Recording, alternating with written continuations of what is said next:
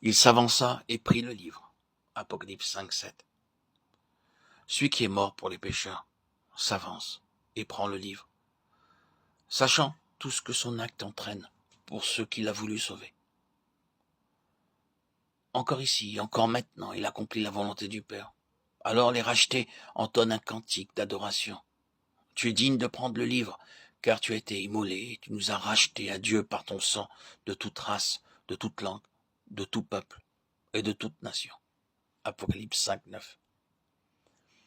Et les cohortes angéliques, des milliers de milliers chantent à leur tour à la gloire de l'agneau immolé. Enfin toutes les créatures, toutes les choses créées dans le ciel, sur la terre, sous la terre et dans la mer, unissent aussi leur voix pour célébrer l'agneau. Durant les instants où les cieux se sont ouverts pour lui, Jean a vu ce qu'on pensait du calvaire dans la maison du Père. Celui que la terre avait rejeté et crucifié était au ciel, couronné de gloire et d'honneur.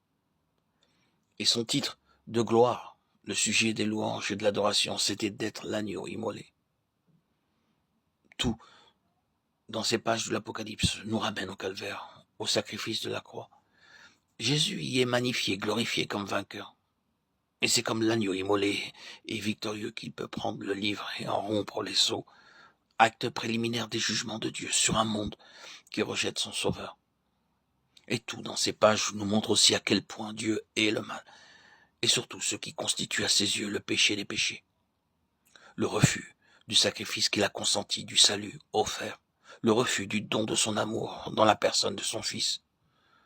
Que ce soit l'agneau qui aime les pécheurs et est mort pour eux, en souffrant une mort infamante et cruelle, que ce soit celui qui a donné sa vie en rançon, qui ouvre maintenant l'ère des jugements, démontrant l'impossibilité pour un Dieu juste et saint de transiger avec le péché.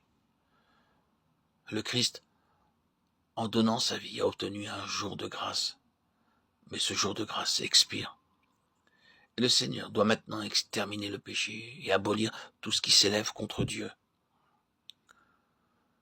Quand toutes choses lui seront assujetties, alors il remettra le royaume entre les mains du Père. 1 Corinthiens 15, 24-28. Au moment où les jugements de Dieu fondent sur le monde, les hommes se rendent compte que leur péché capital est d'avoir méprisé l'amour du Sauveur, d'avoir rejeté le sacrifice offert. Car ils crient dans leur terreur aux montagnes et aux rochers, tombez sur nous et cachez-nous de devant la colère de l'agneau. Apocalypse chapitre 5, versets 6-10.